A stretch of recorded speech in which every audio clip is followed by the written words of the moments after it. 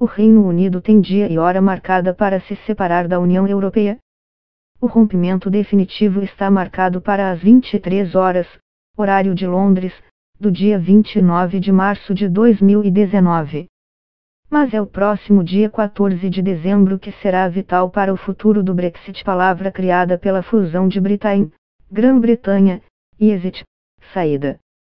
Nessa data, o Conselho Europeu vai discutir se as negociações podem seguir para uma segunda fase, na qual devem ser decididas questões comerciais e a possibilidade de manter o livre comércio com o bloco, como quer o Reino Unido.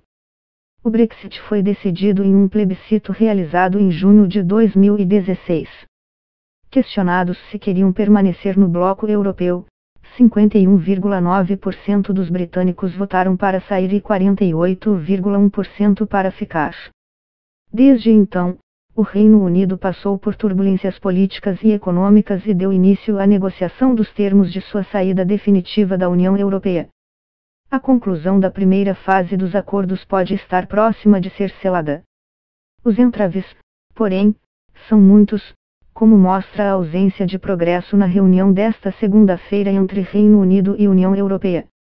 Ainda não há acordo final em questões espinhosas como os direitos dos cidadãos europeus que moram no Reino Unido e, acima de tudo, o que acontecerá com a Irlanda do Norte uma vez que os britânicos deixem o mercado comum europeu. A Premier britânica, Theresa May, e o presidente da Comissão Europeia, Jean-Claude Juncker, admitiram haver impasses na negociação, mas afirmaram estar confiantes em chegar a um acordo até o final da semana. Apesar de nosso grande esforço conjunto e de um progresso significativo nas questões finais da saída britânica, não foi possível chegar a um acordo hoje, afirmou Juncker. Fontes oficiais dizem que as conversas avançaram em relação ao valor da chamada conta de divórcio, montante que os britânicos vão precisar pagar para quitar compromissos orçamentários. Mas um dos obstáculos nas atuais negociações ainda é a fronteira com a Irlanda. A Notícias preparou um guia para explicar o que já foi decidido e o que deve acontecer daqui para frente. No dia 14 de dezembro, o Conselho Europeu, o mais alto órgão político da União Europeia, se reúne numa cúpula para avaliar se houve progresso suficiente nas primeiras negociações do Brexit. Espera-se que representantes de 27 países do bloco deem aval para seguir para a segunda fase de debates, esta relacionada a questões mais comerciais. O presidente do Conselho Europeu, Donald Tusk, havia dado ao Reino Unido até o início desse mês para avançar na primeira fase das negociações do Brexit. Os britânicos insistem em tratar com prioridade o futuro das relações comerciais com o bloco e também em discutir um plano de 2 anos de transição. Mas a UE só aceita negociar esses temas depois que se alcance o mínimo de consenso sobre discussões já em curso em 3 áreas, uma forma de quitar os compromissos financeiros já assumidos pelos britânicos com o bloco, quais serão os direitos dos cidadãos britânicos na Europa e europeus no Reino Unido e como será o controle na fronteira da Irlanda do Norte com a Irlanda. A Premier britânica Theresa May se encontrou na segunda com o presidente da Comissão Europeia, Jean-Claude Juncker, para discutir quais serão os próximos passos da negociação. Por isso, analistas acreditam que há avanço, ainda que o acordo esperado para esta segunda não tenha sido acertado. Em Bruxelas, num breve pronunciamento, May disse que as duas partes estão negociando de boa fé, mas ainda há divergências em uma ou 2 áreas. O que está próximo de um acordo é uma metodologia para calcular o valor devido pelo Reino Unido e a garantia de que esse montante será quitado pelos britânicos.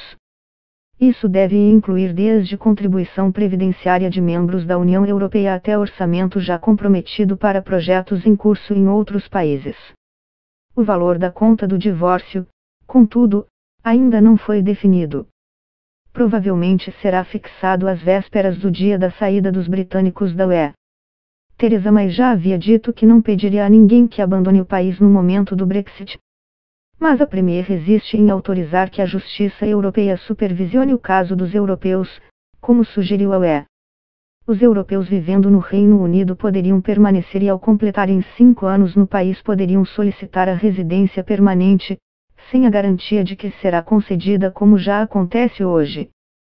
A expectativa é de que haja reciprocidade para conceder direitos e impor restrições aos britânicos na Europa. Apesar das garantias, um documento do Ministério do Interior do Reino Unido que vazou em setembro detalhava propostas para controlar as fronteiras, incluindo medidas para reduzir o número de migrantes pouco qualificados da Europa. O maior impasse, contudo, é em relação ao controle da fronteira de quase 500 quilômetros de extensão entre a Irlanda do Norte, que faz parte do Reino Unido, e a Irlanda, integrante da UE. O trânsito entre os dois países é livre. Theresa May tenta finalizar a primeira etapa do acordo de saída do bloco antes da reunião da cúpula. Não? Enquanto negocia os termos de saída, o Reino Unido permanece com os mesmos direitos e deveres dos outros 27 membros da União Europeia.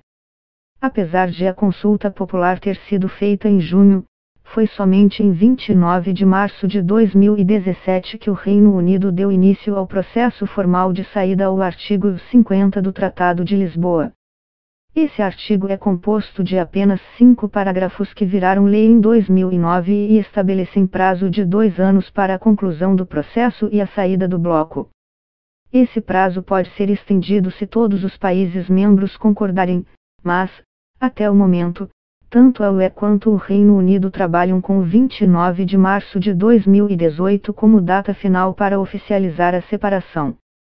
A hipótese de anulação da consulta popular, defendida por muitos por causa do resultado apertado, se torna cada vez menos provável à medida que o tempo passa.